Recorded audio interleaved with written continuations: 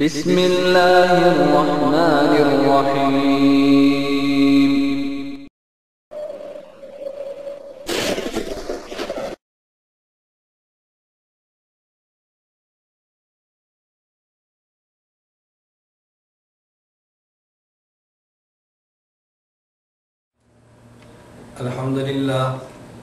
الحمد لله نحمده ونستعينه ونستغفره ونؤمن به ونتوكل عليه ونعوذ بالله من شرور أنفسنا ومن سيئات أعمالنا من يهده الله فلا مضل له ومن يضلل فلا هادي له ونشهد أن لا إله إلا الله وحده لا شريك له ونشهد أن سيدنا ومولانا محمدا عبده ورسوله۔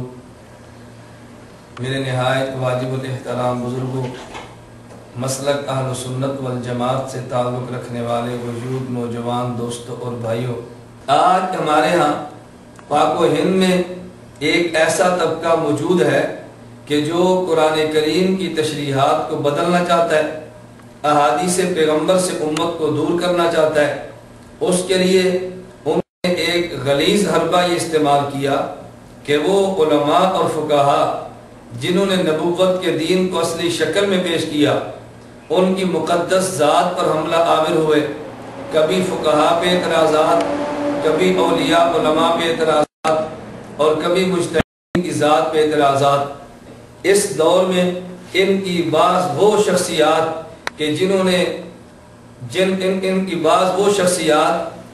نے میڈیا کے ذریعے مبارک اور مقدس شخصیات پہ حملہ کیے، ان میں ایک نام معراج ربانی کا۔ حکیم الامت بننے کے لیے شروع سے ہی مکمل فیلڈ ہموار کی جاتی ہے، تیار کی جاتی ہے، تاکہ تم یہ تمام سب سن کر کے باقاعدہ سجدہ ریز ہو جاؤ، نام سنتے ہی سجدے میں پڑ جاؤ۔ اتنے بڑے عالم ہیں حکیم الامت۔ آپ کا نام اشرف علی اسی وقت تجویز فرمایا تھا، ابھی پیدا بھی نہیں ہوئے، آثار بھی نہیں ہوئے، کچھ بھی نہیں۔ نام کیا رکھا تھا ان کا؟ مجذوب صاحب نے بولو اشرف علی۔ ہاں، اور یہ غلام مرتضی جو ہے نا، نام بھی عجیب و غریب لگتا ہے، یہ مجذوب شیعوں کے اندر زیادہ ہوتے ہیں، اور اشرف علی بھی نام عجیب و غریب ہے، اسی ٹائپ کا ہے کہ نہیں ہے؟ شیعیت کی بو آتی ہے۔ محترم سامعین، معراج ربانی نے جس طرح حکیم الامت تھانوی مولانا اشرف علی رحمہ اللہ کے مسائل پر گفتگو کی ہے، حضرت تھانوی کی ذات پر گفتگو کی ہے، جب حکیم الامت مولانا تھانوی رحمہ اللہ کے نام کی بات آئی، کوئی اعتراض نہ بن پڑا تو معراج ربانی نے یوں کہہ دیا کہ ان کا نام اشرف علی تھا جس سے شیعت کی بو آتی ہے۔ یعنی کس قدر تعجب کی بات ہے کہ یہی معراج ربانی جب سادہ اور مسلمانوں کو دھوکہ دینا چاہیں، اس وقت یہ کہیں گے کہ حق پر وہ لوگ ہیں جو پیغمبر صلی اللہ علیہ وسلم اور پیغمبر کے صحابہ کی بات کریں، نبی اور نبی کے صحابہ کے نقش قدم پر چلیں۔ تو میں پوچھنا چاہوں گا، حضرت علی المرتضی رضی اللہ عنہ کیا پیغمبر کے شاگرد نہیں؟ حضرت علی المرتضی رضی اللہ عنہ کیا داماد پیغمبر نہیں؟ حضرت علی المرتضی رضی اللہ عنہ کیا چوتھے نمبر کے خلیفۃ المسلمین نہیں؟ حضرت علی رضی اللہ عنہ کیا ان 10 اصحاب پیغمبر میں سے نہیں جن کا نام لے کر پیغمبر نے جنت کی بشارت دی ہے؟ اس شخص کے نام کے ساتھ اپنے نام کو رکھنا کیا یہ شیعت کی بو ہے؟ میں کہتا ہوں شیعت کی بو نہیں، بلکہ حضرت علی رضی اللہ عنہ کے نام کے ساتھ ایک لفظ کا اضافہ کرتے ہوئے اپنا نام رکھنا، اس کو شیعت کی بو کہہ کر نام کو مسترد کرنے والا یہ خارجی تو ہو سکتا ہے، حضرت علی رضی اللہ تعالیٰ عنہ سے بغض اور عداوت رکھنے والا کوئی شخص تو ہو سکتا ہے، ایسا کم از کم سنی عالم یہ حماقت اور جرت اتنی بڑی قطع نہیں کر سکتا۔ میں معراج ربانی صاحب سے پوچھنا چاہوں گا، اگر اشرف علی نام رکھنے میں شیعت کی بو ہے تو پھر کیا نذیر حسین دہلوی میں شیعت کی بو نہیں ہے؟ اگر اشرف علی میں اس لیے شیعت کی بو ہے کہ حضرت علی کا نام، حضرت علی کا لفظ آ گیا، کیا محمد حسین بٹالوی یہ شیعت کی بو نہیں ہے؟ اگر صرف اشرف علی تھانوی کے نام میں اس لیے شیعت کی بو ہے، اس میں کا لفظ موجود ہے تو کیا پھر نواب صدیق حسن میں حسن کے نام کی وجہ سے شیعت کی بو نہیں ہے؟ نور الحسن میں حسن کے نام کی وجہ سے شیعت کی بو نہیں ہے؟ محمد علی حسن خان میں کیا یہ شیعت کی بو نہیں ہے؟ یا اللہ اس قدر دجل، اس قدر کذب، اس قدر افتراء اور اس قدر اصحاب پیغمبر سے عداوت، کیا تم یہ امت کو پیغام دینا چاہتے ہو ایسا نام نہ رکھا جائے جس میں حضرت رضی اللہ عنہ کا نام آئے؟ میں بحیثیت ایک سنی خطیب اور عالم کی بات کہنا چاہتا ہوں، صدیق اکبر رضی اللہ عنہ، حضرت عمر بن خطاب رضی اللہ عنہ، حضرت عثمان بن عفان رضی اللہ عنہ، جس طرح یہ اصحاب پیغمبر ہمارا ایمان ہے، حضرت علی المرتضی رضی اللہ عنہ بھی ہمارا ایمان ہے، اور حضرت حکیم الامت تھانوی کا نام اشرف علی تھا، تم نے شیعت کے بو کہہ کر مسترد کر دیا۔ نواب وحید الزمان حیدرآبادی اپنی کتاب ہدیۃ المہدی من الفقہ المحمدی صفحہ 37 پہ تحریر کرتے ہیں کہ اگر امت تسمیت ہو بے غلام علی او غلام حسین او غلام محی الدین او غلام محمد او غلام غوث و امثالہا فجائزۃ بلا کراہت، کہتے ہیں غلام علی، غلام حسین، غلام محی الدین اور غلام محمد اور غلام غوث، ان جیسے نام رکھنے بلا کراہت جائز ہیں۔ تمہارا عالم اور تمہارا مذہبی پیشوا اس کو بلا کراہت جائز کہہ دے تو اس پر تمہیں کبھی غصہ نہیں آیا، کبھی تم نے اس کی تردید نہیں کی۔ اگر حکیم الامت تھانوی رحمہ اللہ کا نام اشرف علی رکھنا یہ شیعت کی بو ہے تو پھر پاکستان کا تمہارا وہ مولوی جس کا نام زبیر علی ہے، تو کیا اس زبیر علی کو تم نے کبھی یہ مشورہ دیا کہ تمہارے نام سے شیعت کی بو آتی ہے؟ بلکہ عجیب بات یہ ہے کہ زبیر علی اٹک کے قصبہ حضروں میں جس محلے اور جس گاؤں میں رہتا ہے اس کا نام داد پیر ہے، تو کیا داد پیر سے شرک کی بو نہیں آتی؟ تم ایک بار کہہ دو نا کہ زبیر علی کے نام سے شیعت کی بو ہے اور اس کے گاؤں داد پیر سے شرک کی بو ہے، لیکن تم ہرگز نہیں کہو گے کیونکہ تمہارا ملا جو ہے وہ تمہارا فرق جو ہے، تمہارا شخص زبیر نام علی ہو شیعت کی بو نہیں ہے، داد پیر میں رہتا ہو شرک کی بو نہیں ہے، اور حکیم الامت تھانوی کے نام کے ساتھ اشرف علی آ جائے وہ شیعت کی بو ہے۔ اسے بددیانتی، اسے جہالت اور اسے کذب اور افتراء کے علاوہ اور کوئی نام نہیں دیا جا سکتا۔ اور یہ جو تم نے حکیم الامت تھانوی کی ذات پر بحث کرنے کی کوشش کی، کتنی بڑی شخصیت بنا کر پیش کیا کہ لوگ سجدے میں گر جائیں، حاشا وکلا، خدا کی قسم احناف علماء دیوبند پہ بہت بڑا الزام ہے، ہم اللہ کی ذات کے علاوہ نبوت کو سجدے کے قائل ہیں، اللہ کی ذات کے علاوہ کسی جن اور فرشتے کو سجدے کے قائل نہیں ہیں، ہم اللہ کی ذات کے علاوہ کسی صحابی رسول صلی اللہ علیہ وسلم کو سجدے کے قائل نہیں ہیں۔ حکیم الامت کے لیے سجدے کا کیا معنی؟ لیکن تم معراج ربانی یہ بات کان کھول کر سن لو، اگر تم یہ سمجھتے ہو حکیم الامت تھانوی کی ذات پر اعتراض کر کے تم حکیم الامت تھانوی کی ذات کو مجروح کر دو گے تو میں کہتا ہوں این خیال است و محال است و جنوح، یہ تمہاری حماقت اور تمہاری بھول ہے۔ حکیم الامت تھانوی بڑے شخص تھے، آج بھی بڑے شخص ہیں، حکیم الامت تھانوی کا نام زندہ اور تابندہ رہے گا، ان کے سنہری کارناموں کو یاد رکھا جائے گا، اور اللہ رب العزت تمہیں بھی سمجھ اور عقل عطا فرمائے۔ ان اکابر پر بلا وجہ الزامات لگانے کی بجائے اگر علمی اختلاف ہے تم بڑے شوق سے بیان کرو اور اس بیان کا تم جواب بھی سنو، لیکن اکابر اور ان علماء کی ذات پر کیچڑ اچھال کے بلا وجہ عوام کو ان سے بددم کرنے کی تم خواہ مخواہ ایک سائل حاصل کرنا چاہتے ہو، اس کوشش کی وجہ سے تم اپنے اعمال نامے کو سیاہ تو کر سکتے ہو، اپنے اعمال نامے کو کالا تو کر سکتے ہو، اپنے اعمال نامے میں گناہوں کی پوٹلیاں تو سکتے ہو، لیکن حکیم الامت تھانوی نبر اللہ مرقدہ کی ذات پر تم ذرہ بھی کیچڑ اچھال کر اس قدر مجروح نہیں کر سکتے کہ حکیم الامت تھانوی رحمہ اللہ کی ذات سے لوگ تعلق توڑ دیں گے۔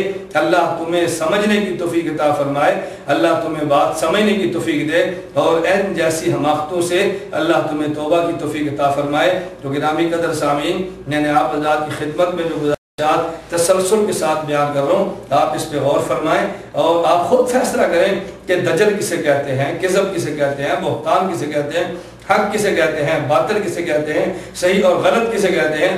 اس کو آپ حضرات خود توجہ کے ساتھ سننے کے بعد پھر غور فرمائیں۔ پھر اکابر علماء کا نام لے کے استہزاء کرنا، تمسخر اڑانا، مذاق کرنا، یہ عالم کی شان کے لائق ہے، ایک بروپیہ اور براسی شخص ایسی بات کر سکتا ہے۔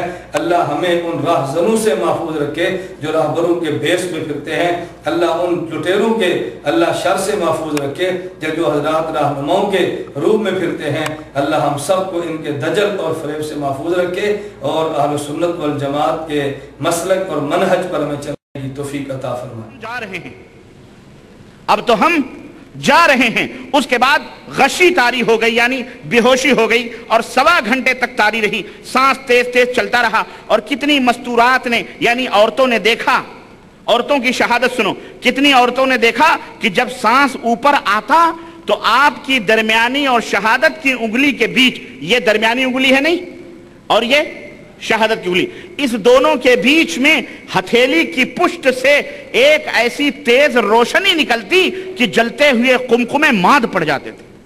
اوہ سنو، جلتے ہوئے قمقمے، اب وہ گھر تھا یا کوئی جلسہ گاہ تھا جہاں قمقمے لگے ہوئے تھے؟ میت میں کوئی جشن کرتا ہے، لیکن مثال ہے بہرا، کہتے ہیں اب بات آئے گی تو کہیں گے جی مثال دے رہے ہیں۔ قمقموں کی روشنی بیچاروں کی کیا ہوتی، لیکن جلتے ہوئے قمقمے یعنی روشنی یہاں سے نکلتی تھی، ماد پڑ جاتے تھے۔ روشنی سانس کے اتار چڑھاؤ کے ساتھ آتی جاتی، سانس نیچے جاتا تو روشنی چلی جاتی اور سانس اوپر آتا تو روشنی، ہاں بالکل، اور جب سانس سے آخر ہوا تو یہ نور بھی چھپ گیا۔ سانس آخر، جب آخری سانس ہچکی لی تو وہ نور بھی، وہ روشنی بھی غائب ہو گئی۔ عجب کی جن انگلیوں سے حقائق و معارف ایک عرصے تک معرض تحریر میں آتے رہے، یہ نور اسی کا ہو۔ آپ نے ابھی دیکھا معراج ربانی نے حضرت حکیم الامت مولانا اشرف علی تھانوی نبر اللہ مرقدہ کے ایک واقعے کو نقل کر کے اس کا کس قدر استہزاء اور مذاق اڑایا ہے۔ بلا ولی کے ہاتھ پر خرق عادت کسی فعل کا ظاہر ہونا جسے کرامت کہتے ہیں، یہ بات قابل اشکال، قابل اعتراض تو نہیں ہے، لیکن اس شخص کی جہالت کا اندازہ کریں کہ ولی کی کرامت کو نقل کر کے اس کا مذاق اڑا رہا ہے۔ میں سمجھتا ہوں یہ جاہل شخص شاید ولی سے کرامت کا قائل نہیں ہے، یا اس کرامت کو سمجھنے سے آری اور غافل ہے، یہ سمجھا نہیں کہ حکیم الامت تھانوی کی کرامت ہے۔ تو جو واقعہ حضرت تھانوی رحمہ اللہ کے بارے میں نقل ہوا، یہی واقعہ تو ان کے اکابرین کی کتب کے اندر بھی اس سے یہی واقعہ اور اسی قسم کے واقعات تو ان کے اکابر کی کتب کے اندر بھی موجود ہیں۔ یہ دیکھیے میرے ہاتھ میں نواب صدیق حسن کی کتاب التاج المکلل موجود ہے۔ اسی التاج المکلل کے صفحہ نمبر 298 پر نواب صدیق حسن اپنے والد گرامی کے بارے میں لکھتے ہیں، لا یزال یرى النور علی قبرہ الشریف، کہ میرے والد کی قبر سے نور دیکھا جاتا رہا، اور والناس یتبرکون بہ، لوگ اس نور سے برکت بھی حاصل کرتے۔ تو اگر یہی نور حضرت نواب صدیق حسن مرحوم کے والد کی قبر سے نظر آئے، قابل اشکال اور قابل اعتراض نہیں۔ حکیم الامت تھانوی رحمہ اللہ کی 2 انگلیوں سے نظر آئے تو قابل اعتراض اور قابل اشکال کیوں ہے؟ یہ فرق معراج ربانی بیان کرے۔ حضرت مولانا داؤد غزنوی رحمہ اللہ کے دادا مولانا عبداللہ غزنوی رحمہ اللہ تعالی، جنہوں نے حدیث کی سند میاں نذیر حسین دہلوی صاحب سے حاصل کی، تذکرہ داؤد غزنوی صفحہ نمبر 222 پہ انہی بزرگوں کا قول منقول ہے۔ کہتے ہیں کہ بچپن میں مجھے اس بات کا بہت شوق تھا کہ جنگل میں جا کر تنہائی میں دعا کروں۔ اس زمانے میں بعض اہل اللہ آپ سے فرماتے، تمہاری پیشانی میں ہم ایک نور دیکھتے ہیں۔ تذکرہ داؤد غزنوی صفحہ نمبر 222۔ تو اگر مولانا عبداللہ غزنوی مرحوم کی پیشانی سے اکابر اہل اللہ نور دیکھیں تو یہ کوئی قابل اعتراض نہیں۔ اگر حکیم الامت حضرت تھانوی رحمہ اللہ کی 2 انگلیوں سے نور نظر آئے تو قابل اعتراض کیوں ہے؟ اور بالکل اسی طرح تذکرہ داؤد غزنوی کے صفحہ نمبر 284 پہ مولانا داؤد غزنوی مرحوم کے صاحبزادے ابو بکر غزنوی نے واقعہ نقل کیا۔ کہتے ہیں ایک دن میرے والد مجھ سے کہنے لگے رات میں لا الہ الا اللہ کا ذکر کرتا تھا تو میرے منہ سے نور نکلتا تھا، عجیب کیفیت تھی۔ تذکرہ داؤد غزنوی صفحہ نمبر 284۔ تو اگر روشنی حکیم الامت مولانا تھانوی نور اللہ مرقدہ کی 2 انگلیوں کے درمیان سے نکلے معراج ربانی جیسے جاہل کو اعتراض ہے تو حضرت مولانا عبداللہ داؤد غزنوی پر اعتراض کیوں نہیں؟ حضرت مولانا ابو داؤد غزنوی پر اعتراض کیوں نہیں؟ نواب صدیق حسن کے والد گرامی کی قبر سے نور آئے تو اس پر اعتراض کیوں نہیں؟ ان پر بھی اعتراض کرنا چاہیے تھا. ہمیں تو کوئی اعتراض نہیں، ہم نے ان کا ادب بھی کیا، ان کا احترام بھی کیا، ان کے واقعات کو کرامت سمجھ کر قبول بھی کیا. لیکن معراج ربانی میں کہتا ہوں اگر تم نے اعتراض کرنا تھا اپنے اکابر کی کتب پر بھی اعتراض کرتے.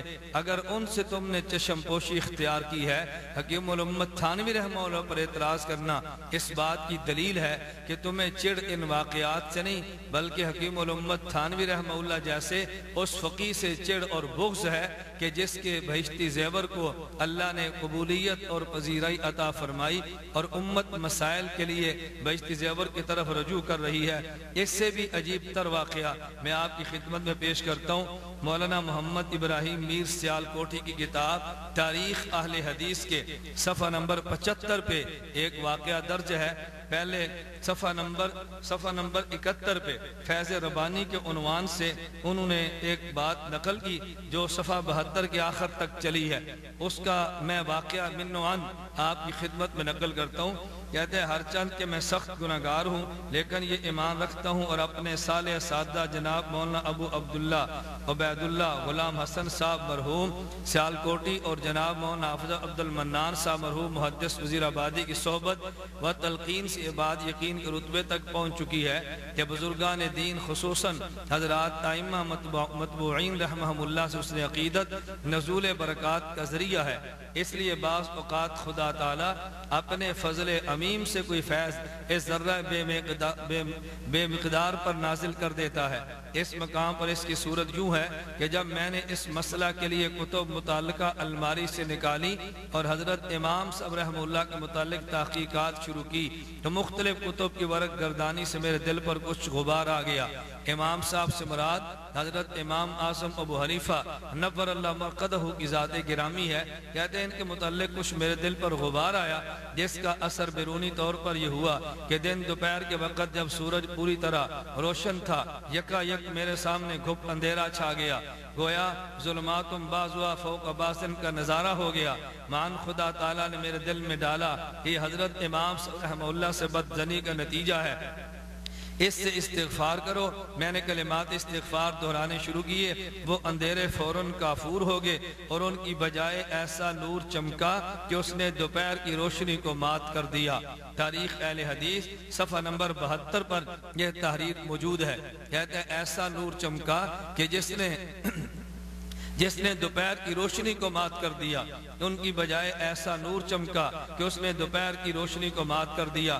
اب میں معراج ربانی سے پوچھنا چاہتا ہوں اگر حکیم الامت تھانوی نور اللہ مرقدہ کی 2 انگلیوں سے روشنی نکلے جو کمکموں کو مات کر دے تمہیں اعتراض ہوا تو جو اگر ایسا نور دن کو نکلے جو سورج کی روشنی کو مات کر دے اس پر اعتراض تم نے کیوں نہیں کیا؟ میں نے اس لیے کہا معراج ربانی یا تو جاہل ہے اور یا یہ خائن اور بددیانت ہے. جاہل میں اس بنیاد پہ کہتا ہوں حکیم الامت تھانوی کا واقعہ جو محض کرامت ہے، کرامت کو نقل کر کے استہزاء کرنا، کرامت کو نقل کر کے مذاق کرنا، عالم تو کجا عام شخص بھی اس کا ارتکاب نہیں کر سکتا. میں کہہ سکتا ہوں شاید کوئی مراسی شخص یا شاید کوئی ڈوم شخص یا شاید کوئی استہزاء کرنے والا، ٹھٹھا کرنے والا ایک بازاری شخص تو جملے کہہ سکتا ہے مگر عالم کم از کم زبان سے جملہ نہیں کہہ سکتا. توحید کی دعوت، پیغمبر کی سنت کی دعوت اور اس انداز میں واقعات کو نقل کر کے استہزاء اڑانا یہ تمہیں ہی اللہ مبارک کرے، یہ تمہیں ہی زیب دیتا ہے. تو میں نے 2 باتیں کی، یا تو معراج ربانی جاہل ہے جن کرامات کو سمجھنے سے عاری اور نہ بلد ہے، اور یا یہ شخص خائن اور بددیانت ہے. اگر ایک واقعہ دیوبند کے علماء کی کتاب کے اندر آ جائے نقل کر کے تردید کر دو، اور اگر اپنے اکابر کی کتاب کے اندر آ جائے اس کو شیر مادر سمجھ کر ہضم کر جاؤ، یا خائن یا بددیانت ہے. اس کو چاہیے یا جہالت کی بجائے علم حاصل کرے اور کرامات پہ قرآن و سنت کا مطالعہ کرے، اور یا اگر یہ جہالت کو بجائے ان واقعات کو سمجھتا ہے تو پھر جو ان کے اکابر کی کتب میں واقعات موجود ہیں ان کی تردید بھی کر دیتا، ایک بیان اس کے خلاف بھی ریکارڈ کر دیتا۔ ہم سمجھتے کہ اگرچہ جاہل ہے لیکن بددیانت نہیں، بلکہ جس کو حق سمجھتے سب کی تردید کرتا ہے۔ صرف علماء دیوبند کو تختہ مشق بنا کر بازاری زبان استعمال کرنا، یہ معراج ربانی جیسے جاہل، خائن، بددیانت اور دجال شخصوں کی زیب دیتا ہے۔ میں گرامی قدر سامعین آپ کی خدمت میں واقعات اس لیے نقل کر رہا ہوں، میں حضرت تھانوی کے واقعے پر دلائل بھی دے سکتا ہوں، لیکن میں صرف یہ ثابت کرنا چاہ رہا ہوں حضرت تھانوی کے متعلقہ اگر یہ واقعہ آیا ہے تو یہ اکابر غیر مقلدین کی ذات کے بارے میں بھی واقعات موجود ہیں۔ یہ کوئی انوکھی اور تعجب کی بات نہیں کہ آدمی اس کو استہزاء کے بیان کرے، مذاق اڑا کے رد کر دے۔ میں اللہ سے دعا کرتا ہوں اللہ اس کے دجل سے امت کو محفوظ فرمائے، اس کی خیانت اور بددیانتی سے اللہ امت کو محفوظ رکھے، اور اس شخص کو بھی اللہ رتی علم کا بھی دے، اللہ ذرہ حیا بھی عطا کرے تاکہ اکابر کے خلاف بولتے اس کو کم از کم کچھ مذہبی غیرت کا احساس ہو۔ اللہ رب العزت ہمیں اکابر کا احترام کرنے کی کہتے ہیں اگر فجر کی نماز پڑھنے میں سورج نکل آیا تو نماز نہیں ہوتی ہے، سورج میں روشنی آ جانے کے بعد قضا پڑھے، لیکن اگر عصر کی نماز پڑھنے میں سورج ڈوب گیا تو اس کی نماز ہو جاتی ہے۔ اور اللہ کے رسول صلی اللہ علیہ وسلم کی متفق علیہ روایت صحیح بخاری اور صحیح مسلم کی، اللہ کے نبی نے فرمایا کہ اگر کسی نے صبح کی نماز کی نیت باندھی اور ایک رکعت پڑھی اور دوسری رکعت میں سورج نکل آیا تو اس کی نماز ہو جاتی، اور اسی طرح غروب نیت باندھی اس نے اور دن غروب ہو گیا ایک رکعت پڑھنے کے بعد پوری نماز پڑھ لے اس کی نماز ہو جاتی۔ یہ دونوں حدیثیں صحیح بخاری اور صحیح مسلم کے اندر موجود ہیں، لیکن حضرت حکیم الامت فرماتے ہیں اور فقہ حنفی کے حوالے سے کہ اگر فجر میں دن نکل آیا تو نماز نہیں ہوتی، عصر میں ڈوب گیا تو نماز۔ یہ کہاں ہے؟ یہ قرآن اور سنت کے، یہ حدیث رسول کے سراسر خلاف۔ آپ نے معراج ربانی کو حضرت حکیم الامت تھانوی رحمہ اللہ کے بہشتی زیور میں درج ایک مسئلے پر اعتراض کرتے ہوئے سنا۔ معراج ربانی نے اس موضوع پر اس مسئلے کے متعلقہ دو باتیں کی ہیں، بلکہ یوں کہنا چاہیے کہ دو مسئلے نقل کیے۔ نمبر ایک کہتا ہے بہشتی زیور میں لکھا حکیم الامت تھانوی رحمہ اللہ فرماتے ہیں اگر فجر کی نماز پڑھ رہا تھا، ایک رکعت پڑھی اور سورج نکل گیا تو نماز نہیں ہوتی بلکہ سورج نکلنے کے بعد نماز ادا کرے، لیکن اگر عصر کی نماز پڑھ رہا تھا، ایک رکعت ادا کی اور سورج غروب ہو گیا تو نماز جاری رکھے۔ اس نے عصر کی نماز کو صحیح تسلیم کرتے اس کے خلاف کوئی گفتگو نہیں کی، البتہ فجر کی نماز کے متعلقہ مسئلے کو نقل کرنے کے بعد معراج ربانی نے کہا کہ یہ مسئلہ نبی کریم صلی اللہ علیہ وسلم کی حدیث مبارک کے خلاف ہے، یعنی گویا یہ کہنا کہ اگر فجر کی ایک رکعت پڑھ لی اور سورج نکل آیا تو نماز روک دے اور نماز نہ پڑھے بلکہ سورج نکلنے کے بعد پڑھے، یہ حدیث پیغمبر کے خلاف ہے۔ کس قدر بددیانتی اور خیانت کی بات ہے، حکیم الامت تھانوی کے مسئلے کو نقل کر کے فقہ حنفی کا مسئلہ کہنا، پھر اس مسئلے کو سنت کے خلاف کہنا۔ تاثر وہ یہ دے رہا ہے کہ حکیم الامت تھانوی رحمۃ اللہ علیہ نے جو فقہ حنفی کے مسئلے نقل کیے وہ حدیث پیغمبر صلی اللہ علیہ وسلم کے خلاف ہے۔ حکیم الامت تھانوی رحمۃ اللہ علیہ نے اگر مسئلہ یہ بیان کیا کہ ایک رکعت پڑھ لی اور سورج نکل گیا تو نماز چھوڑ دے، نماز نہ پڑھے، اگلی رکعت نہ پڑھے، یہ حدیث پیغمبر کے خلاف نہیں ہے بلکہ اس کا مستدل حضرت تھانوی رحمہ اللہ کے بیان کردہ اس مسئلے کی بنیاد وہ حدیث سے مبارک ہے کہ جو حدیث صحیح مسلم میں حدیث نمبر 1388 نمبر حدیث موجود ہے۔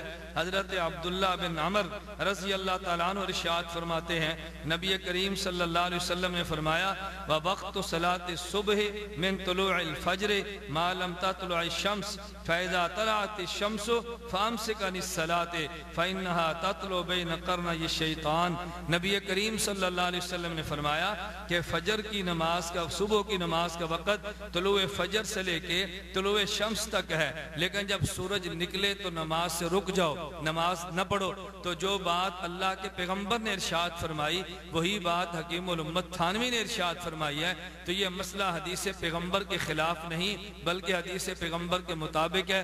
تو تم جاہل اور خائن آدمی نے کیسے کہہ دیا کہ یہ مسئلہ حدیث پیغمبر کے خلاف ہے؟ میں کہتا ہوں یا تو شخص جاہل ہے، اس کے علم میں وہ حدیث مبارک صحیح مسلم کی موجود نہیں جو حکیم الامت تھانوی کے مسئلے کی دلیل ہے، یا اس کے علم یا یہ جاہل ہے اور اس کے علم میں حکیم الامت تھانوی کے مسئلے کی وہ دلیل موجود نہیں جو صحیح مسلم میں موجود ہے، یا یہ خائن اور بددیانت ہے، اس کے علم میں دلیل موجود تھی مگر دلیل کو نقل کرنے کی بجائے حکیم الامت تھانوی کے مسئلے کو حدیث پیغمبر کے خلاف کہہ دیا۔ میں اس لیے کہتا ہوں معراج ربانی جاہل ہے اور یا یہ شخص خائن ہے۔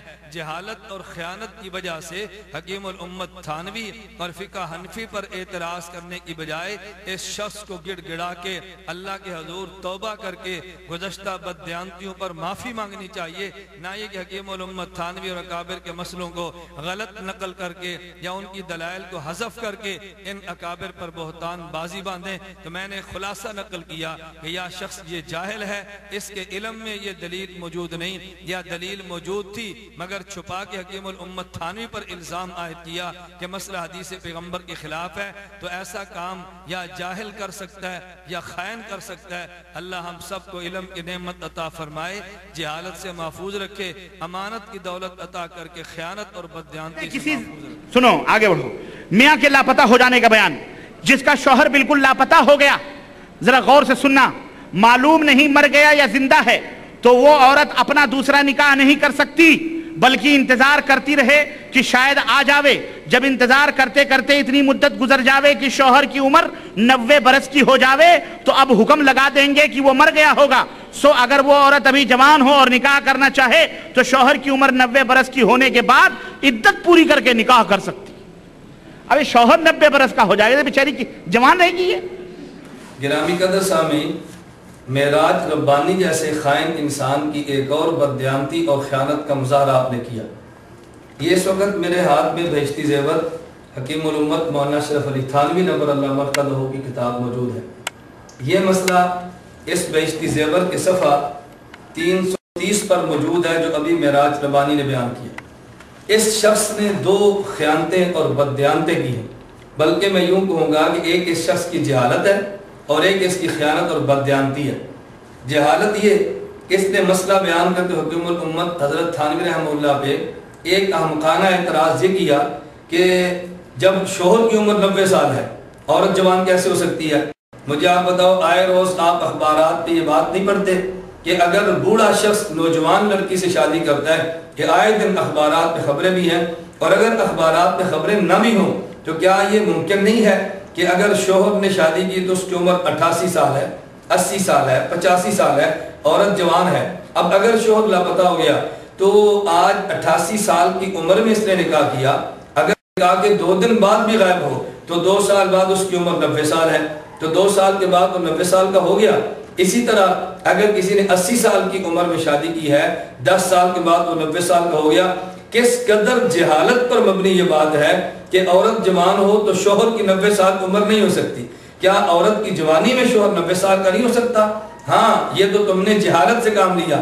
اگلی تم نے بددیانتی یہ کی ہے، حکیم الامت تھانوی رحمۃ اللہ علیہ نے بہشتی زیور میں اگر یہ مسئلہ درج فرمایا ہے کہ عورت کا شوہر لاپتہ ہو گیا، 90 سال کو اس کی عمر تک انتظار کی جائے، اس کی عمر 90 سال ہو گئی، اب یہ عورت کسی اور شوہر سے نکاح کر سکتی ہے۔ آپ نے اس پہ غور کیا کہ یہ جو بہشتی زیور کا تم نے مسئلہ بیان کیا، کیا بہشتی زیور کے حاشیے پر حکیم الامت تھانوی رحمۃ اللہ علیہ نے اس مسئلے کے علاوہ احناف کا مفتہ بھی قول نقل نہیں کیا؟ وہی حکیم الامت تھانوی جو بہشتی زیور پہ مسئلہ درج فرما رہے ہیں اسی کے نیچے حاشیے پہ لکھتے ہیں، لیکن آج کل شدت ضرورت کی وجہ سے علماء نے امام مالک صاحب رحمہ اللہ کے مذہب پر فتویٰ دیا ہے، ان کے نزدیک اتنی مدت شرط نہیں، اگر کسی کو ضرورت ہو تو علماء سے مفصل طور سے معلوم کر کے اس پر عمل کر سکتا ہے، یہاں پر تفصیل سے لکھنے کی گنجائش نہیں۔ نیز ایک رسالہ الحیلۃ الناجزہ للحلیلۃ العاجزہ میں اس مسئلہ اور اس قسم کے دوسرے ضروری مسائل کو کہ جن میں امام مالک رحمہ اللہ کے مذہب پر فتویٰ دینے کی گنجائش ہے تفصیل سے لکھا گیا ہے، اور علماء تھانہ دیوبند سہارنپور کے اس پر متفقہ دستخط ہیں، اس کو بھی ایسی ضرورت کے وقت بغور دیکھنا ضروری ہے۔ حکیم الامت تھانوی رحمۃ اللہ علیہ نے جس فتوے کا حاشیے میں ذکر کیا اس کو ذکر نہ کرنا کتنی بڑی خیانت اور بددیانتی ہے۔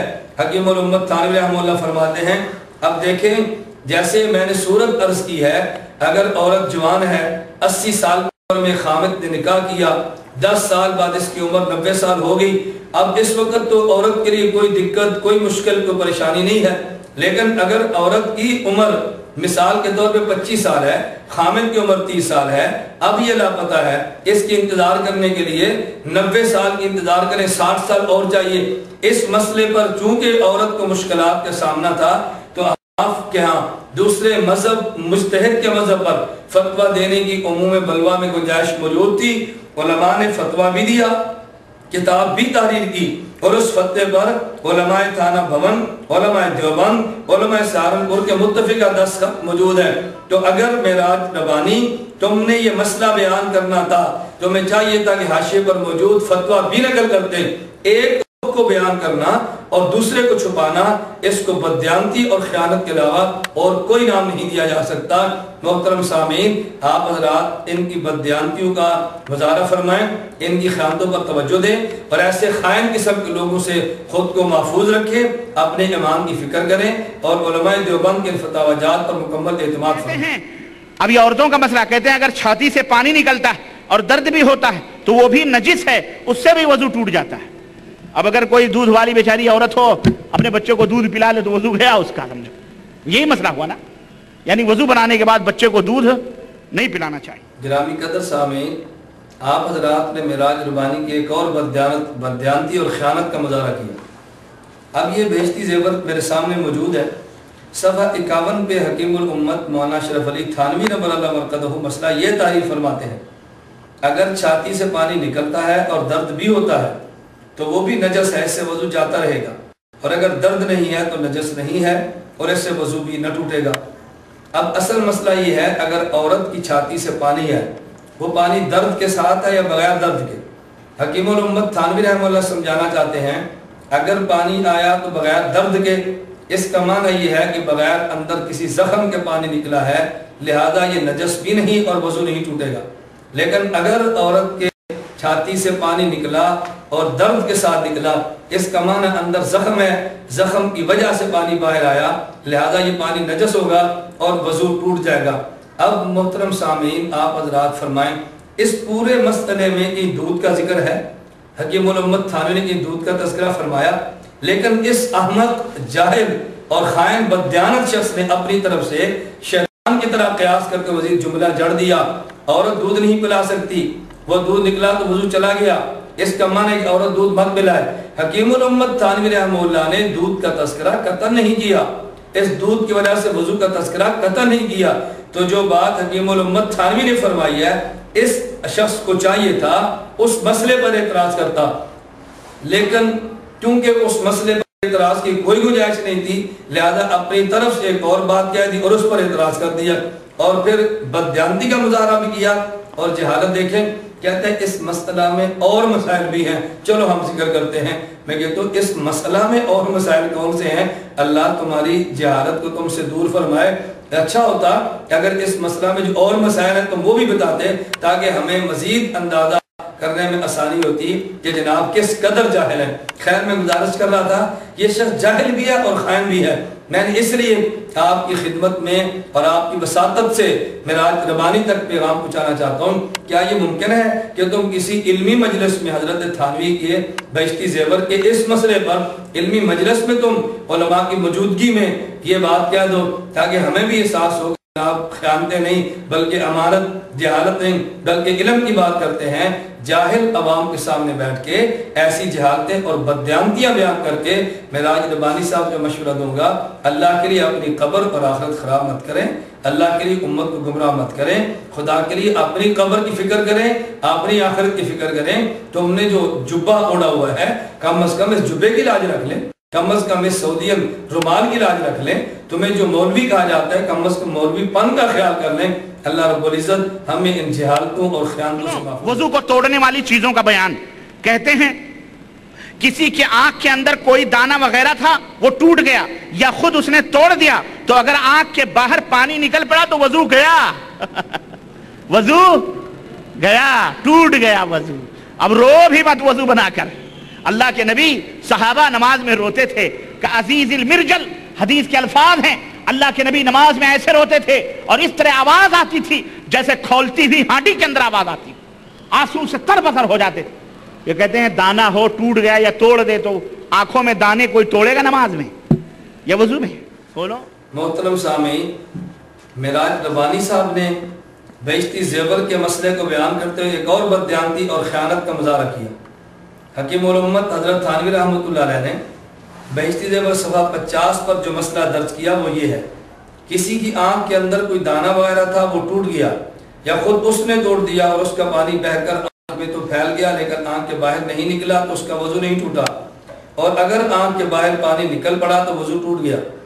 حضرت حکیم الامت تھانوی رحمہ اللہ نے مسئلہ کون سا بیان کیا اور معراج ربانی نے اس پر فضول تبصرہ بھی کیا اور ساتھ ہی احمقانہ بات بھی کہہ دی، اگر میں اس پہ تبصرہ کروں گا تو مشکل میں پڑ جائیں گے۔ میں کہتا ہوں مشکل میں حضرت تھانوی پڑھیں گے یا توڑو گے؟ حضرت تھانوی نے مسئلہ ٹھیک لکھا، اس پر غلط تبصرہ کرنے سے غلط قسم کا مبصر مشکلات کے اندر پڑتا ہے۔ حکیم الامت تھانوی رحمۃ اللہ علیہ کسی مشکل کے اندر نہیں پڑے، اور نہ حکیم الامت تھانوی رحمہ اللہ کو ماننے والے علماء دیوبند کسی مشکل کے اندر پڑے ہیں۔ حضرت تھانوی نے مسئلہ الگ لکھا اور جناب نے مسئلہ غلط اور الگ بیان کیا۔ دلیل کے طور پر کیا بات پیش کی؟ نبی کریم صلی اللہ علیہ وسلم نماز پڑھتے، نماز میں رو پڑتے، پیغمبر صلی اللہ علیہ وسلم کی مبارک آنکھوں سے آنسو بہہ پڑتے تو کیا ان کا وضو ٹوٹ جاتا؟ کس قدر جہالت اور بددیانت اور خیانت کی بات ہے۔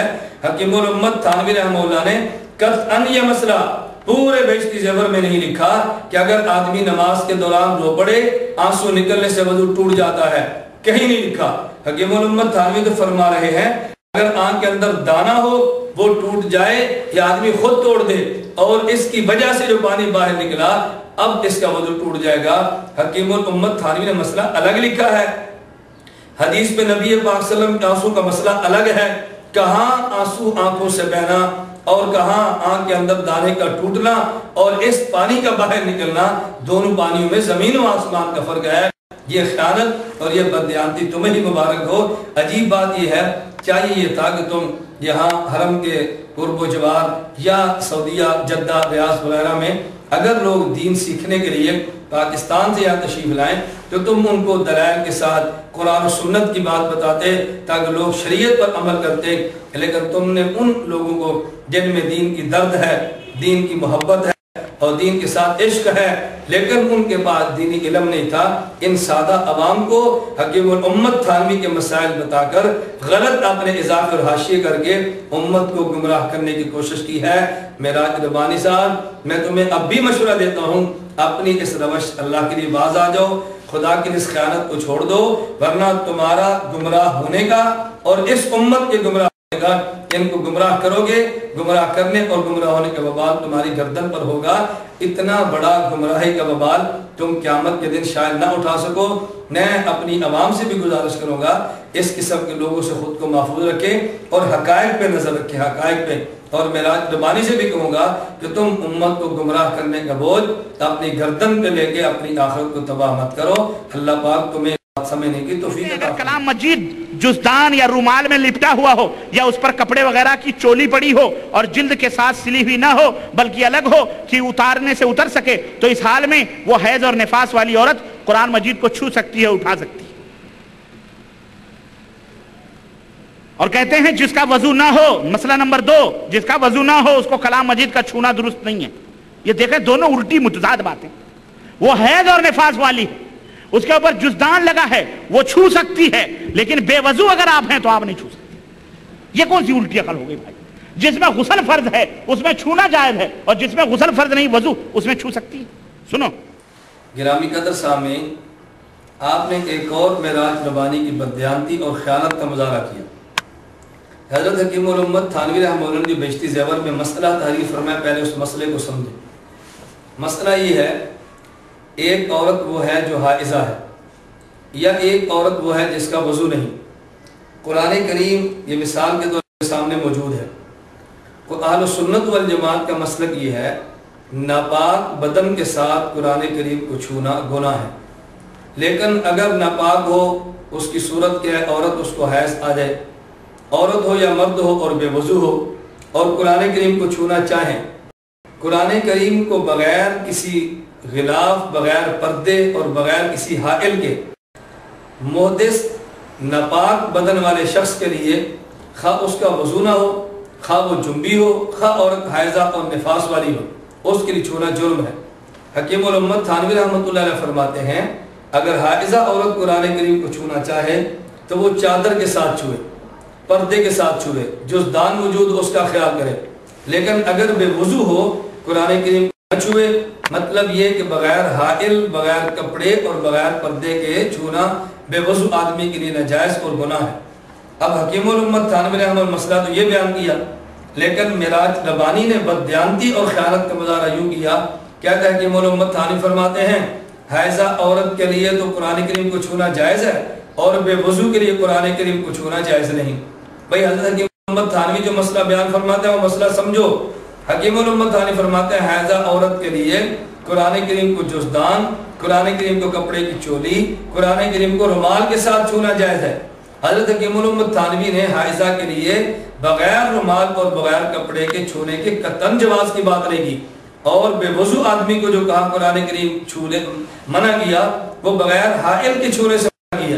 مسئلہ تو یہ تھا، مگر معراج ربانی نے خلط مل اور دجل سے کام لیتے ہوئے حکیم الامت تھانوی پہ الٹا الزام لگا دیا۔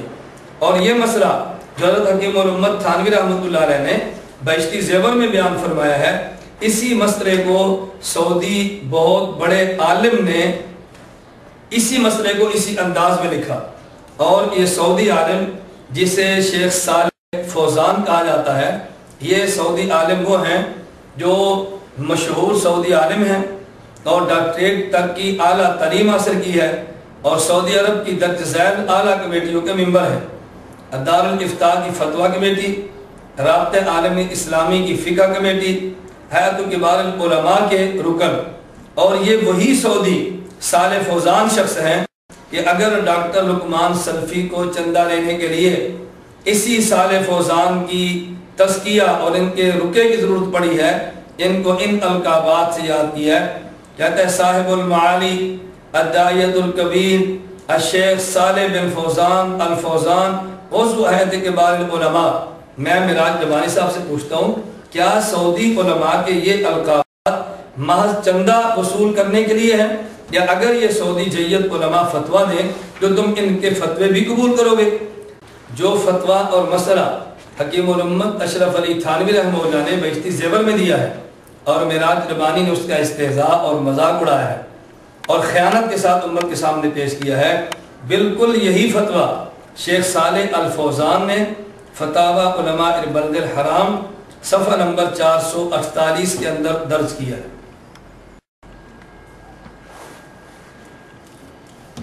اس میں شیخ صالح فوزان کہتے ہیں وَهَذَا بِاتِّفَاقِ الْأَئِمَّةِ أَنَّهُ لَا يَجُوزُ لِلْمُحْدِثِ حَدَثًا أَصْغَرَ أَوْ أَكْبَرَ أَن يَمُسَّ الْمُصْحَفَ إِلَّا مِنْ وَرَاءِ حَائِلٍ كَأَن يَكُونَ الْمُصْحَفُ فِي صَنْدُوقٍ أَوْ كِيسٍ أَوْ يَمُسُّهُ مِنْ وَرَاءِ ثَوْبٍ أَوْ مِنْ وَرَاءِ كُمِّهِ۔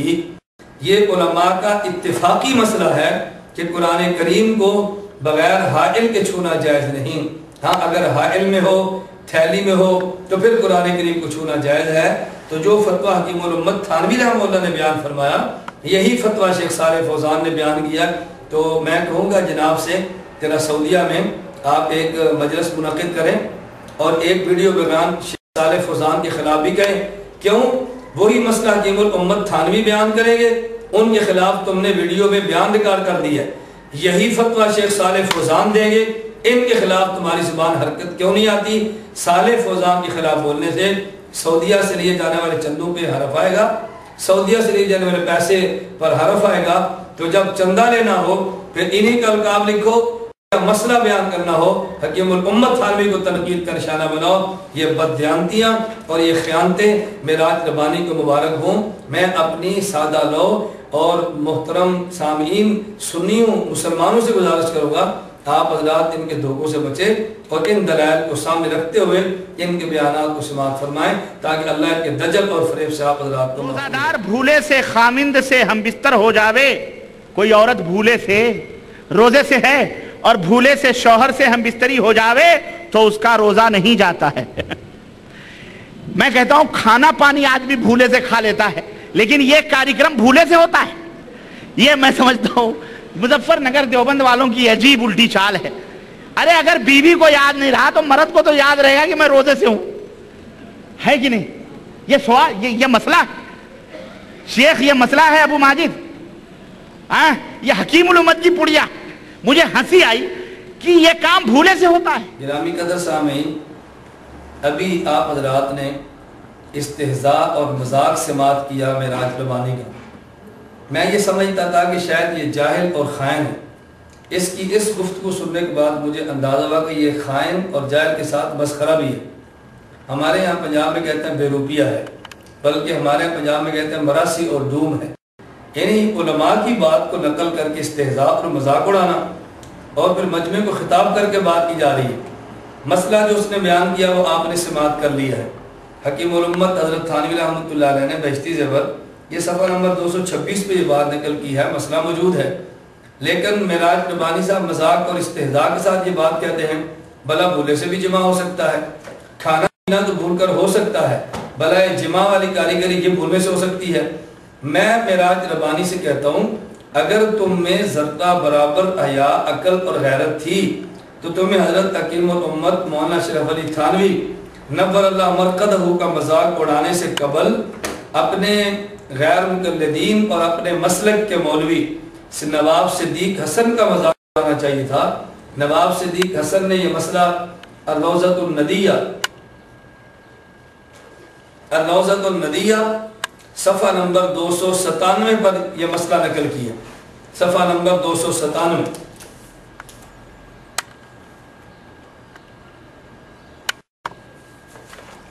نواب صدیق صاحب کہتے ہیں وَهَكَذَا الْجِمَاعُ لَا خِلَافَ فِي أَنَّهُ يُبْطِلُ الصِّيَامَ إِذَا وَقَعَ مِنْ عَامِدٍ وَأَمَّا إِذَا وَقَعَ مَعَ النِّسْيَانِ فَبَعْضُ أَهْلِ الْعِلْمِ أَلْحَقَهُ بِمَنْ أَكَلَ أَوْ شَرِبَ نَاسِيًا.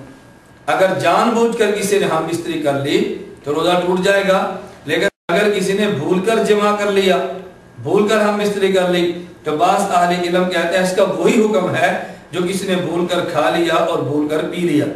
تو معراج ربانی کہہ رہا تھا بھلا آدمی بھول کر کھا پی تو سکتا ہے, بھول کر یہ کام بھی کر سکتا ہے. اور پھر مذاق اڑا حکیم الامت مولانا تھانوی کا.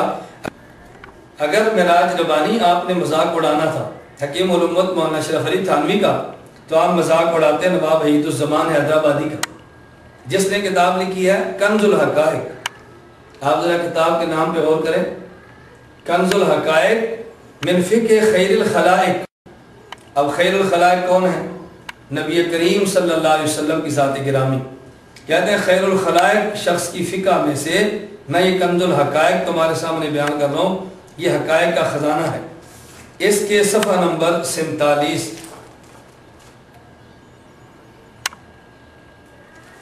صفحہ نمبر 47 پہ باب کہیں گے باب ما یفسد الصوم وما لا یفسدہ. اب کہتے ہیں ان اکل الصائم او شرب او جامع ناسیا. اگر کس شخص نے روزے دار نے کھا لیا یا روزے دار نے پی لیا یا روزے دار نے بھول کر ہم بستری کر لی, حکم کیا ہے؟ لم یفطر. اور میری عادت تو چونکہ مذاق اڑانا استہزاء کرنا نہیں ہے, ہم مسئلے پر گفتگو کرتے ہیں مگر علماء کا مذاق نہیں اڑاتے. اگر میں مذاق اڑاتا تو پھر میں وہ جملے نقل کرتا جو وحید الزمان نے روزہ نہ ٹوٹنے کے بارے میں صورتیں نقل کی ہیں, اور پھر میں آپ سے پوچھتا کیا یہ مذاق بازی اگر جو تم نے حکیم الامت مولانا تھانوی رحمۃ اللہ علیہ سے فرمائی ہے, یہ مذاق بازی ذرا اپنے اکابر سے بھی کر لیتے. میں یہ عرض کر رہا ہوں کہ معراج ربانی نے اس جملے کو نقل کرنے کے بعد سامعین سے کہا کہ یہ مظفر نگر اور دیوبند کا قضیہ ہے.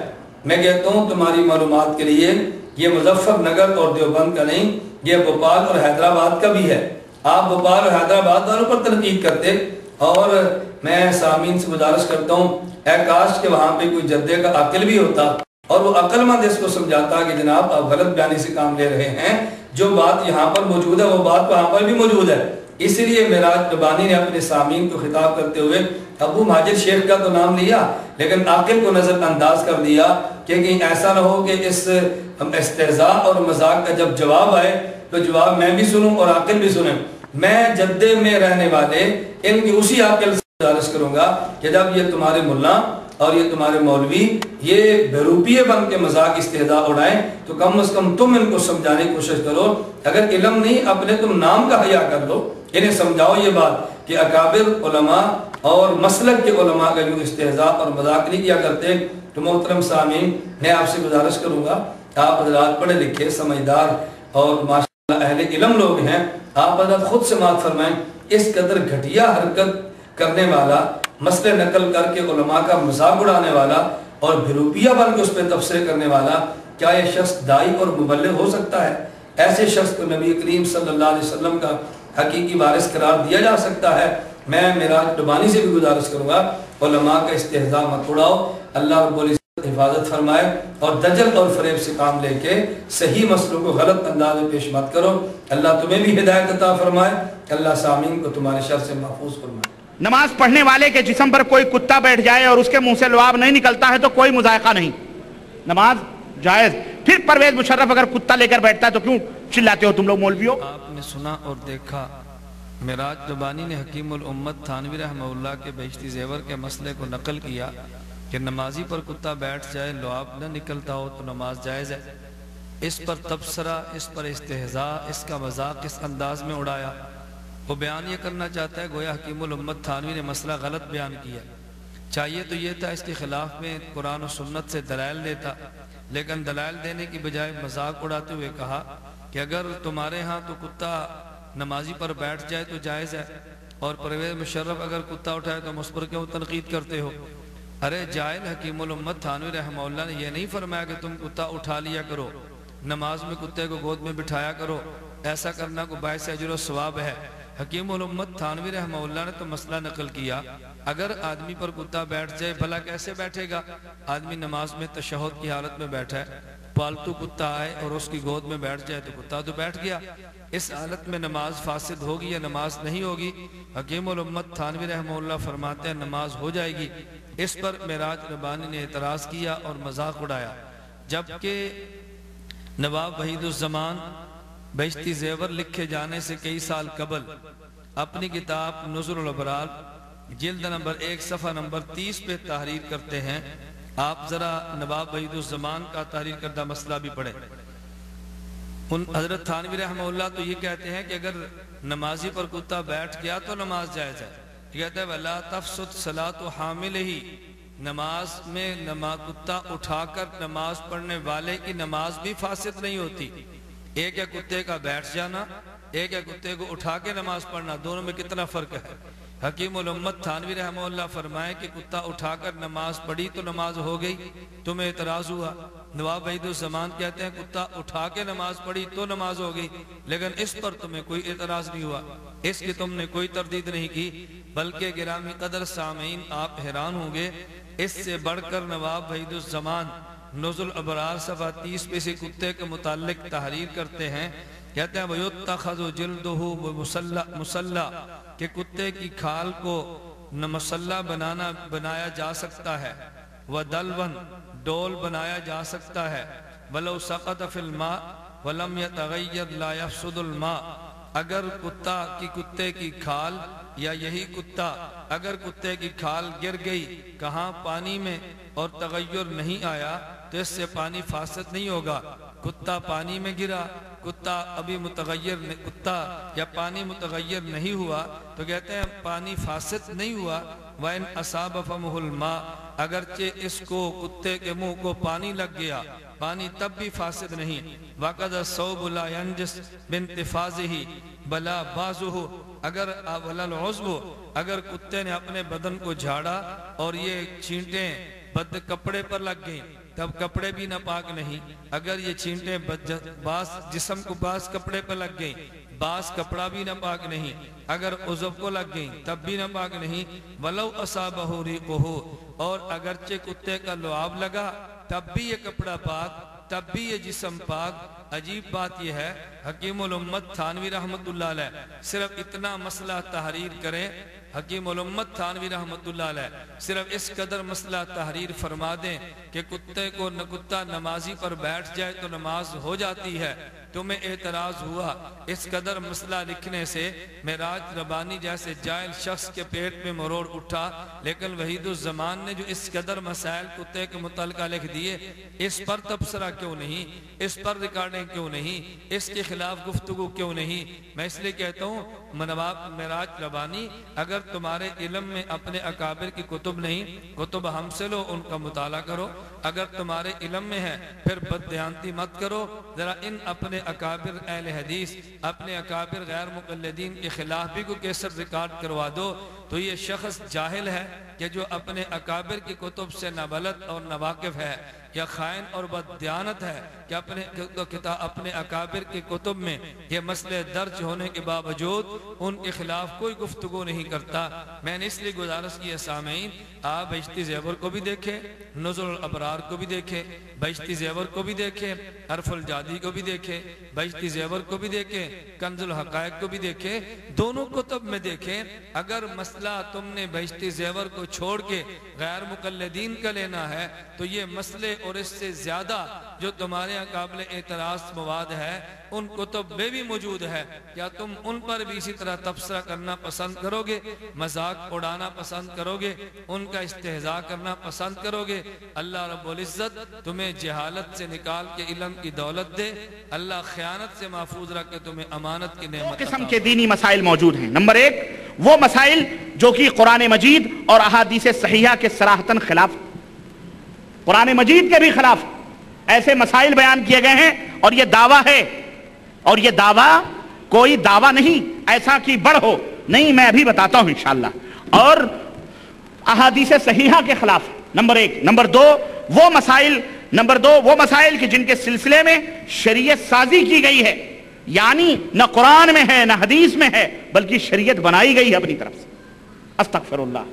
اب آئیے، اور جبکہ ہمیں یہ معلوم ہے کہ اسلام میں شریعت سازی کا قطعاً کسی کو حق حاصل نہیں ہے اور نہ ہی اس کی اجازت ہے، اللہ اور اس کے رسول نے بیان فرمایا ہے، اور چنانچہ ہم نے ابھی آپ حضرات کے آپ نے معراج ربانی کی زبان سے یہ بات سنی، کہتا ہے کہ حضرت تھانوی رحمۃ اللہ علیہ نے بہشتی زیور میں دو قسم کے مسائل بیان کیے ہیں، بعض وہ مسائل جو قرآن حدیث کے خلاف ہیں، من گھڑت روایات ہیں، من گھڑت قصے ہیں، اور بعض مسائل وہ ہیں کہ جو قرآن حدیث میں موجود نہیں اور حضرت تھانوی رحمۃ اللہ نے لکھے ہیں۔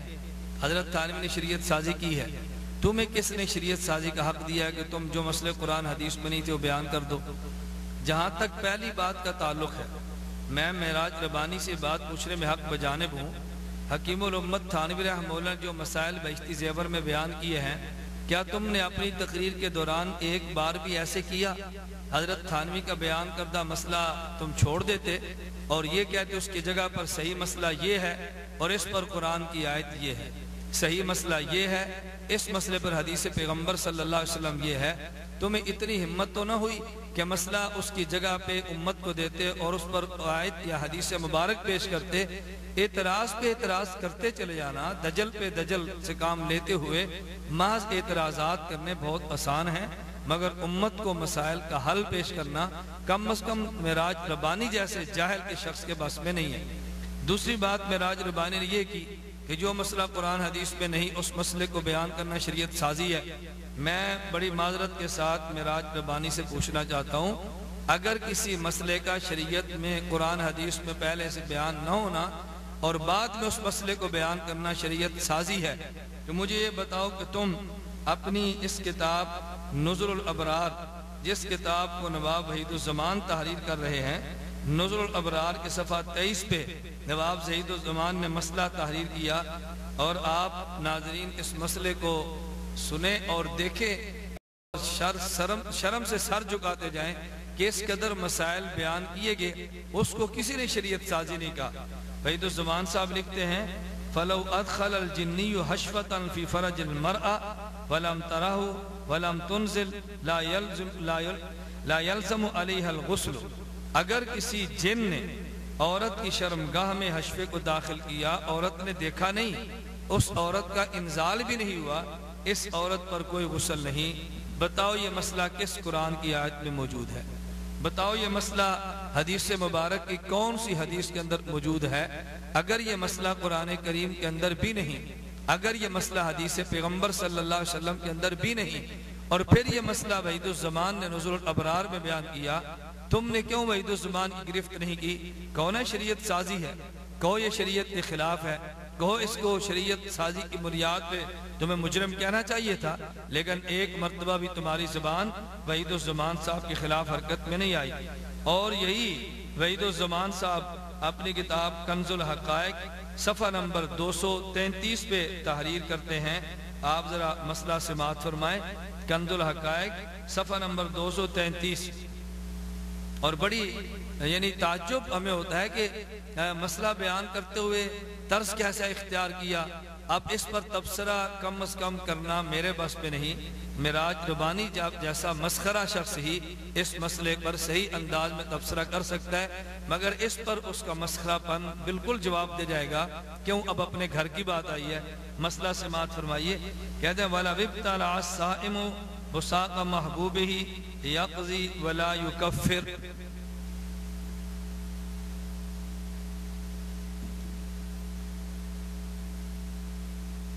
اگر کوئی شخص روزے دار ہو اور روزے کی حالت میں اپنے محبوب کے لعاب کو نگل جائے تو ایسے شخص کو قضا کرنی پڑے گی مگر کفارہ ادا نہیں کرے گا۔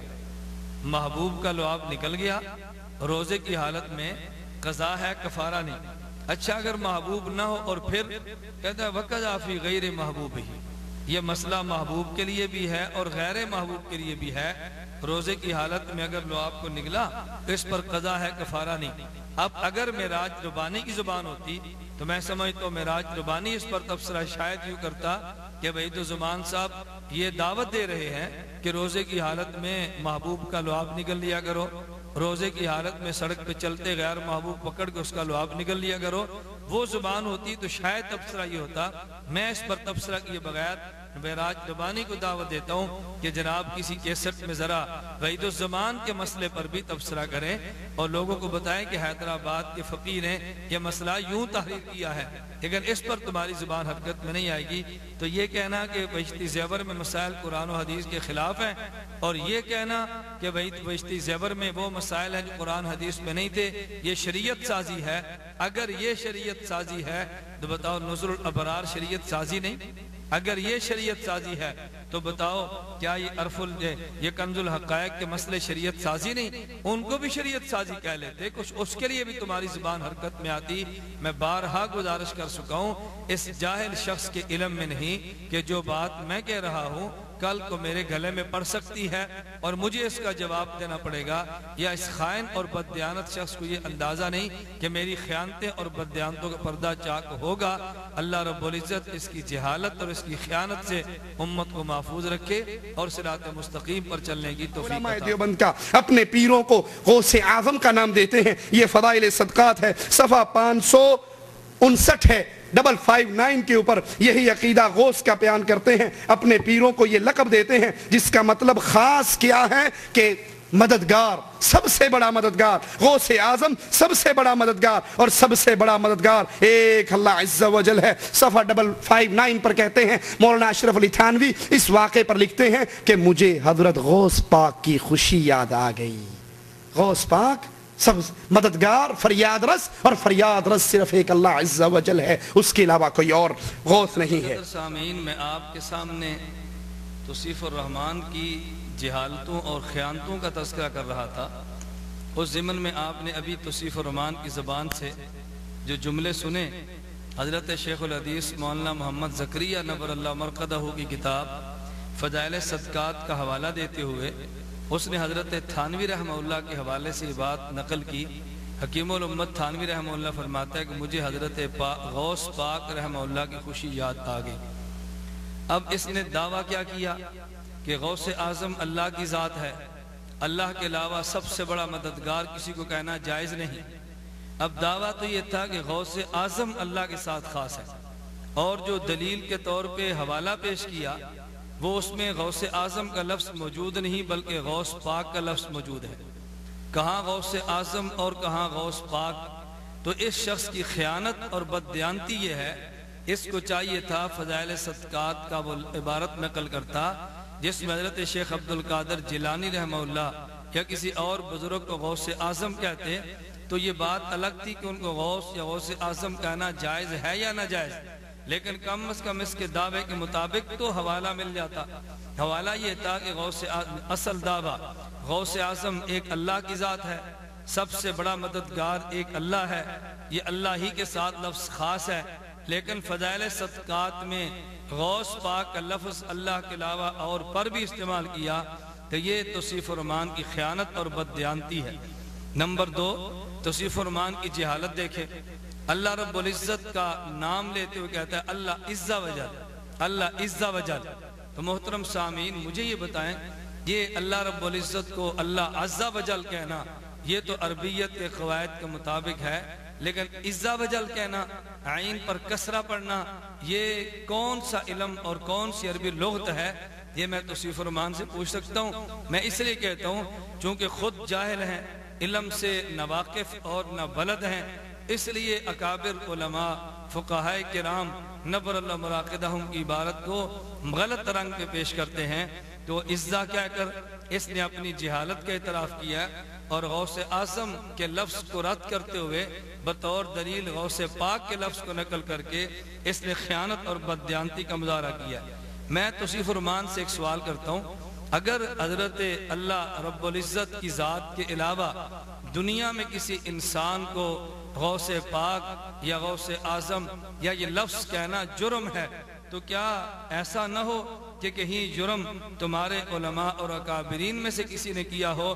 اس کے لیے میں جناب کی خدمت میں پیش کرتا ہوں تاریخ اہل حدیث، جو مسلک اہل حدیث اور غیر مقلدین کے نامور معروف اور مشہور عالم دین مولانا محمد ابراہیم میر سیال کوٹی نے تحریر کی ہے۔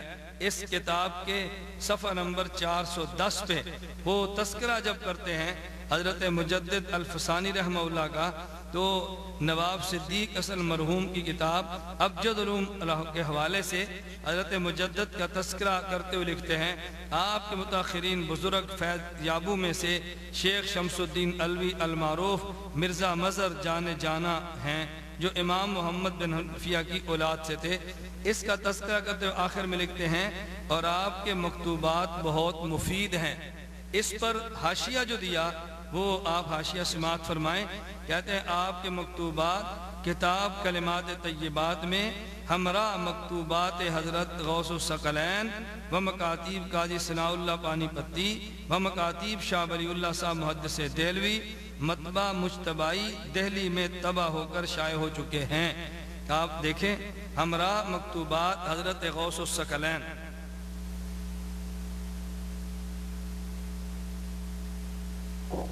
تاریخ اہل حدیث صفحہ نمبر 410۔ تو میں توصیف الرحمان سے پوچھ سکتا ہوں اگر فضائل صدقات میں حضرت تھانوی رحمہ اللہ کی نقل کردہ عبارت میں اگر حضرت غوث پاک کا لفظ آ جائے تو تمہارے پیٹ میں مروڑ اٹھا ہے، تو یہی لفظ اگر تاریخ اہل حدیث میں ہے اس پر جناب کی زبان حرکت میں کیوں نہیں آئی؟ تو میں کہنا چاہیے تھا، تردید کرنی چاہیے تھی، تاریخ اہل حدیث کا نوٹس لینا چاہیے تھا اور محمد ابراہیم سیال کوٹی کا رد کرنا چاہیے تھا اور کہنا چاہیے تھا کہ انہوں نے اللہ کے لیے مخصوص نام جو تھا وہ بندوں کے لیے ثابت کیا ہے، اور تم اپنے دجل کا مظاہرہ کرتے ہوئے جس طرح معصومانہ لہجے میں امت کو گمراہ کرنے کے لیے اپنا تکلف اور تسنع کے ساتھ لہجہ تم بناتے ہو، طرح تم یہاں بھی تسنع سے کام لے کر کہتے نا کہ میرے بھائیوں میں تمہیں ایک ایسے شخص کے غلط عقائد سے محفوظ رکھنا چاہتا ہوں، میرا کوئی اور مقصد نہیں ہے، لیکن ان کے بارے میں تمہاری زبان حرکت میں نہیں آئی۔ اور نواب وحید الزمان صاحب کی کتاب ہدیت المہدی صفحہ نمبر 37 آپ اس میں دیکھیں کہ نواب وحید الزمان صاحب نے کیا اللہ کی ذات کے علاوہ کسی اور کے لیے لفظ غوث کا تذکرہ جائز رکھا ہے یا وہ ناجائز قرار دیتے ہیں؟ یہاں صفحہ 37 پہ نواب وحید الزمان صاحب نے یہ بحث چھیڑی ہے کہ کون کون سے نام رکھنے مکروہ ہیں۔ اس پر بات کرتے ہوئے لکھتے ہیں امت تسمیت بغلام علی او غلام حسین او غلام محی الدین او غلام محمد او غلام غوث و امثالها فجائزۃ بلا کراہۃ بنص الحدیث۔ صفحہ 37 کی عبارت ملاحظہ فرمائیں، جو بات میں سمجھانا چاہتا ہوں قارئین ذرا اس بات کو آپ سمجھیں۔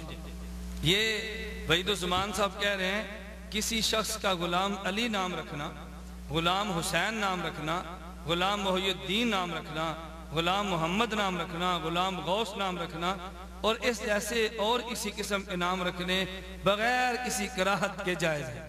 میرا سوال یہ ہے کہ ممکن ہے تمہیں یہ بات کہیں جو غلام غوث سے مراد تو ایسے ہی ہے کہ جیسے تم غلام الرحمن کہہ لو، غلام اللہ کہہ لو، غوث سے مراد اللہ کی ذات ہے۔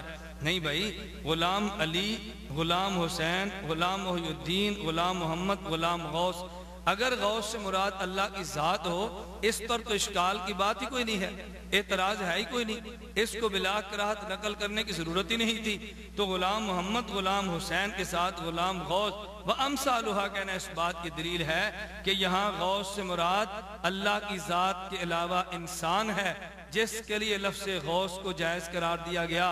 تم کہہ رہے تھے اللہ کی ذات کے علاوہ لفظ غوث ناجائز ہے۔ تمہارے مسلک کے عالم اور تمہارے مذہب کے رہنما وہ تو غلام غوث تک کہنے کی اجازت دے رہے ہیں، تو جناب کو ذرا اپنے گھر کی بھی خیر خبر لینی چاہیے تھی۔ اور ایک سوال میں توصیف الرحمان سے پوچھتا ہوں، اور یہ میرا سوال تمہارے ذمہ قرض ہے کہ یہ جو نواب وحید الزمان صاحب لکھتے ہیں بلا کراہت بنص الحدیث، کہ حدیث کی روح سے ایسے نام رکھنا بلا کراہت جائز ہے، ذرا کسی وقت جناب وہ حدیث بھی ریکارڈ کرا دیں۔ اگر یہ عبارت غلط ہے اس کی تردید کر دیں، اگر یہ عبارت درست ہے وہ حدیث پڑھ کے سنا دیں، تاکہ ہمیں بھی پتا چلے کہ حدیث کے پر عمل کرنے کا دعویٰ کرنے والے غیر مقلدین کے پاس احادیث موجود ہیں یا محض عوام کو دھوکہ دینے کے لیے حدیث کا نام استعمال کیا جا رہا ہے۔ تو میں نے اس نشست میں 3 باتیں کی ہیں۔ نمبر 1 توصیف الرحمان کی جہالت، عزا کو عزا پڑھا۔ نمبر 1 خیانت، اس نے غوث اعظم کا دعویٰ کر کے بطور دلیل کے لفظ غوث پاک کو ذکر کیا۔ اور نمبر 3 جو میں نے سوال کیا کہ غوث الثقلین کا لفظ اللہ کی ذات کے علاوہ انسان کے لیے، یہ تمہاری کتاب تاریخ اہل حدیث میں موجود ہے۔ غلام غوث کا نام رکھنا یہ اس کا جواز بغیر کراہت کے تمہاری کتاب کے اندر موجود ہے۔ اگر یہ جرم ہے اس جرم کو تمہیں آشکار کرنا چاہیے تھا، اگر یہ جرم ہے امت کو بتانا چاہیے تھا، اگر یہ جرم ہے عوام کے سامنے اس کو نقل کرنا چاہیے تھا۔ حکیم الامت حضرت تھانوی رحمہ اللہ، حضرت شیخ زکریا نبر اللہ مرقدہ، ان کی بارات کو نقل کر کے ان پہ اعتراض کرنا، وہی جملے اپنے مسلک کے علماء کی کتب میں ہوں اس کو شیر مادر سمجھ کر ہڑپ کر جانا، یہ توصیف الرحمان جیسا جاہل اور خائن آدمی کر سکتا ہے، کم از کم اہل علم اور دیانتدار آدمی سے اس کے توقع نہیں کی جا سکتی۔ تو میں آپ کو مشورہ دوں گا کچھ علم سے کام لو اور امانت سے کام لو، بددیانتیاں کر کے اپنے غلط مسئلہ کی اشاعت مت۔ کہتے ہیں کہ کتے کا لعاب نجس ہے اور کتا خود نجس نہیں، کتا خود نجس اور ناپاک، لیکن اس کا لعاب کیا ہے؟ نجس۔ محترم سامعین، آپ نے سنا کہ معراج ربانی نے حکیم الامت تھانوی رحمہ اللہ کے بہشتی زیور کے اس مسئلے کو نقل کیا کہ حکیم الامت تھانوی بہشتی زیور میں لکھتے ہیں کتے کا لعاب ناپاک ہے، کتا پاک ہے۔ گویا اس میں 2 مسئلے بیان کیے، نمبر 1 کتے کا پاک ہونا، نمبر 2 کتے کے لعاب کا ناپاک ہونا۔ حکیم الامت تھانوی رحمہ اللہ نے اگر کتے کو پاک کہا ہے تو نواب صدیق حسن خان مرحوم کے بیٹے نواب میر نور الحسن خان نے اپنی کتاب عرف الجادی صفحہ نمبر 10 پہ مسئلے کو بیان کیا، اور بیان کرتے ہوئے تحریر کرتے ہیں پس دعویٰ نجس عین بودن سگ و خنزیر و پلید بودن خمر دم مسفوح و حیوان مردار ناتمام است۔ خنزیر کو نجس العین، خنزیر کے نجس العین ہونے کا دعویٰ کرنا اور کتے کے نجس العین ہونے کا دعویٰ کرنا اور شراب، دم مسفوح اور مردار حیوان کے ناپاک ہونے کا دعویٰ کرنا ناتمام ہے۔ گویا آپ ان کو نجس اور ناپاک نہیں کہہ سکتے۔ حکیم الامت تھانوی رحمت اللہ علیہ اگر کتے کو پاک کہہ دیں، اس پر تم نے اعتراض کیا، تو جو نواب نور الحسن نے عرف الجادی میں کتے کو پاک کہا اس پر تم نے اعتراض کیوں نہ کیا؟ اور عجیب بات ہے کہ حکیم الامت تھانوی رحمہ اللہ نے محض کتے کو پاک کہا، نواب نور الحسن کتے کے ساتھ خنزیر کے ناپاک ہونے پر بھی انکار کر رہے ہیں۔ وہ کہتے ہیں خنزیر کے نجس العین ہونے کا دعویٰ کرنا بھی دعویٰ ناتمام ہے۔ گویا حکیم الامت تھانوی کتے کو پاک کہہ رہے ہیں، اور نواب نور الحسن اپنی کتاب عرف الجادی میں خنزیر تک کو پاک کہہ رہے ہیں، لیکن نواب نور الحسن پر تمہیں کوئی اعتراض نہیں ہوا، نہ تم نے اس پر کوئی اعتراض کیا۔ اور بالکل اسی طرح نواب وحید الزمان اپنی کتاب نزول الابرار کے صفحہ جلد نمبر 1 صفحہ نمبر 30 پہ یہی کتے اور لعاب کے بارے میں مسئلہ نقل کرتے ہوئے کہتے ہیں دم السمک طاہر، مچھلی کا خون پاک ہے، وَكَذَا الْقَلْبُ وَرِيقُهُ عِنْدَ الْمُحَقِّقِينَ مِنْ أَصْحَابِنَا، کہ جس طرح مچھلی کا خون پاک ہے اسی طرح کتا اور کتے کا تھوک اور لعاب یہ ہمارے محققین کے نزدیک پاک ہے۔ حکیم الامت تھانوی رحمۃ اللہ علیہ نے کتے کو پاک کہا، لعاب کو ناپاک کہا، اور تمہارے محققین نے کتے کو بھی پاک کہا اور لعاب کو بھی پاک کہا۔ تو کس قدر جہالت اور بددیانتی کی بات ہے کہ اگر حکیم الامت تھانوی کے بہشتی زیور کے مسئلے کو دیکھا تو کیا نزول الابرار عرف الجادی کا مسئلہ تمہارے علم میں نہیں تھا؟ ان سے بہشتی زیور سے قبل لکھے گئے مسائل سے تم جاہل تھے، اور اگر تمہارے علم میں تھا تو بددیانتی کرتے ہوئے ان مسائل کو بیان نہ کیا، بہشتی زیور کے مسئلے کو بیان کیا۔ معلوم ہوا کہ تمہیں اعتراض صرف مسئلے پر نہیں ہے بلکہ اعتراض حکیم الامت تھانوی رحمہ اللہ کی مبارک ذات پر ہے کہ جن کے فیض سے دنیا منور ہو رہی ہے۔ حکیم الامت تھانوی کے مسئلے پر تم نے اعتراض کیا۔ یہی مسئلہ النہج المقبول صفحہ نمبر 20 پہ نواب صدیق حسن خان صاحب نے بھی تحریر کیا، کہتے ہیں کتے بلکہ حضرت تھانوی رحمہ اللہ کے مسئلے سے بڑھ کے انہوں نے کہا کتے کا لعاب پاک ہے۔ حکیم الامت تھانوی کتے کو پاک کہے تمہیں اعتراض، نواب نور الحسن خنزیر کو پاک کہیں کوئی اعتراض نہیں۔ حکیم الامت تھانوی رحمہ اللہ کتے کو پاک کہیں تمہیں اعتراض، اگر نواب وحید الزمان کتے کے لعاب کو بھی پاک کہیں کوئی اعتراض نہیں۔ حکیم الامت تھانوی رحمۃ اللہ علیہ کتے کو پاک کہہ دے تمہیں اعتراض ہے، نواب نور الحسن خنزیر کو پاک کہہ دے تمہیں کوئی اعتراض نہیں ہے۔ معلوم ہوا کہ اعتراض صرف مسائل پر تم نے نہیں کیے بلکہ حکیم الامت تھانوی کی ذات پر تم نے کیچڑ اچھالنے کی کوشش کی ہے مسائل کے آڑ میں۔ تو اگر حکیم الامت تھانوی کے مسائل پر اعتراض تھا، اس سے قبل جو مسائل تمہارے اکابر نے لکھے ہیں ان مسائل پر بھی دیانت کا تقاضا یہ تھا تم اعتراض کرتے۔ میں سمجھتا ہوں کہ یا یہ شخص جاہل ہے، اس کے علم میں اپنے کتب کی اپنے اکابر کی کتب نہیں، اور یا یہ شخص بددیانت اور خائن ہے کہ جو ان کتب پہ تبصرہ نہیں کرتا۔ اللہ اس کی جہالت کے شر سے بھی محفوظ رکھے، اللہ اس کی بددیانتی کے شر سے بھی امت کو محفوظ رکھے۔